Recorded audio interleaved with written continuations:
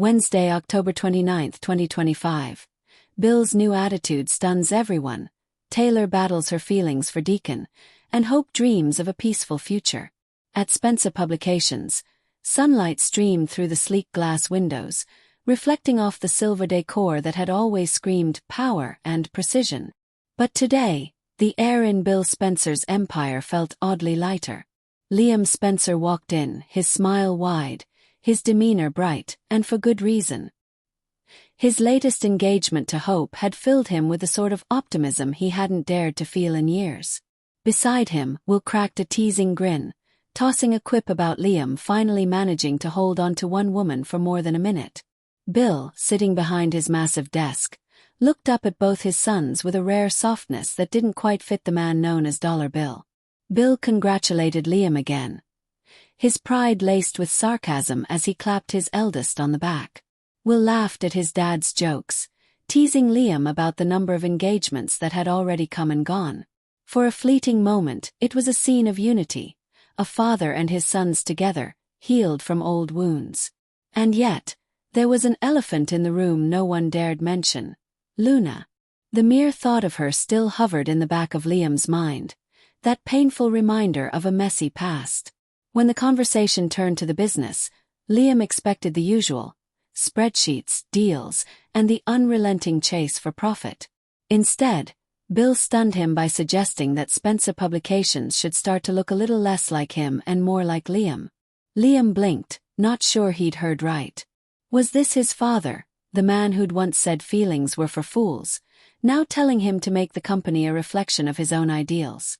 Before Liam could answer, an assistant named Cassie hurried in, tablet in hand, looking panicked. The Harlan deal hadn't closed. Normally, that would have triggered one of Bill's legendary tirades. But today he shocked everyone. "Don't worry about it. It's chill," he said with a shrug. Cassie's jaw nearly dropped. Liam and Will exchanged stunned looks as Bill waved off the concern entirely. He even told Cassie to take some time off to recharge. Once she was gone, Will burst out laughing, half expecting hidden cameras. But Bill was serious. His brush with mortality, his messy entanglements, the chaos with Luna, all of it had changed him. "Some things," he said, looking between his sons, "are more important than money." For once, Dollar Bill wasn't chasing the next empire. He was chasing a sense of peace. Liam and Will clapped, half teasing, half proud, and when they embraced, Bill actually let it linger. Across town at Il Giardino, the family reunion energy carried on with a different flavor. Deacon Sharp had invited both his kids, Hope and Deke, for lunch. Hope beamed as she told them about her engagement to Liam. The glow in her eyes reminded Deacon that somehow, despite all his own missteps, his daughter still believed in love. Deke offered his sister a toast to second chances and fewer disasters. But Hope quickly steered the conversation toward their father. "You deserve happiness too," she told Deacon gently. The mention of Sheila made the light dim in his eyes. Hope asked if he'd thought about what life might look like without her, and Deke, never one to dance around a subject, chimed in that maybe Taylor Hayes was just the person to make him see the truth. Deacon groaned, but the siblings pressed on, pointing out that Sheila had lied, manipulated, and caused nothing but chaos. Hope's voice softened. "You've come so far, Dad. You don't have to keep proving you can love someone unlovable." Deacon warned them both to stop. "She's still my wife," he said quietly, and though he tried to sound firm, even he heard the uncertainty in his own voice. Meanwhile, at the Cliff House, Taylor Hayes stood by the window, gazing out at the ocean waves rolling beneath the cliffside. Steffi entered, studying her mother's expression. The silence between them stretched until Steffi finally said what they both knew was true. Taylor had been off lately. Withdrawn. Preoccupied. Taylor tried to brush it off, claiming she was reflecting on her patients, but her eyes betrayed her. Steffi sighed. "You have your grandkids, your work. But what about you, Mom? What's next?" Taylor smiled faintly, dodging the question, but Steffi pressed harder. "I don't want you to be alone." The word alone hung in the air. For Taylor, It had become an unwelcome companion. Ridge had moved on. Brooke was still the eternal rival, and all that was left for Taylor was the quiet ache of what-ifs. When Steffi asked if she'd ever consider a new relationship, Taylor froze. Her mind flashed to Deacon, his voice in her office, his arms around her, his hands wiping her tears. The connection had felt wrong and right at the same time. Two people broken by the same triangle, finding solace in each other's pain. Taylor finally said she wasn't sure, but Steffi saw something flicker in her eyes. Back at Forrester Creations, Hope met Liam in the design office.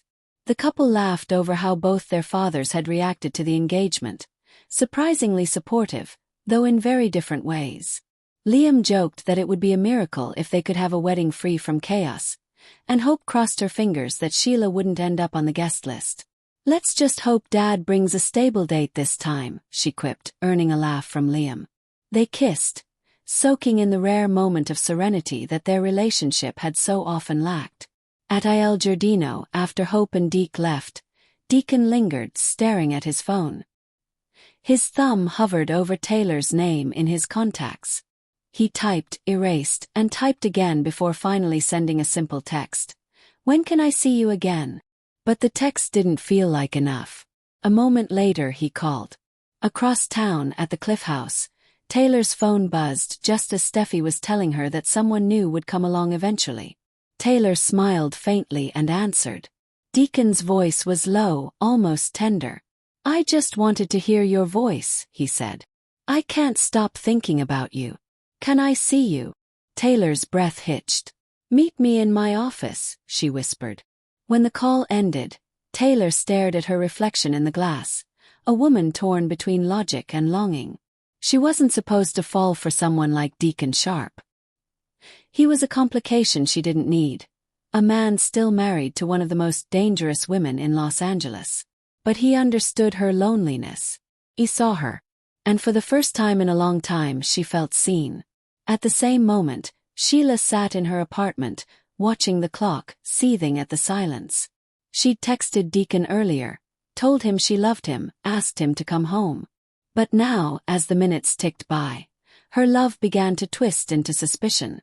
She remembered the way Lee had looked at her, with pity, with doubt, when asking whether her death threat against Taylor had been just blowing off steam. Sheila had laughed it off, but the rage still simmered.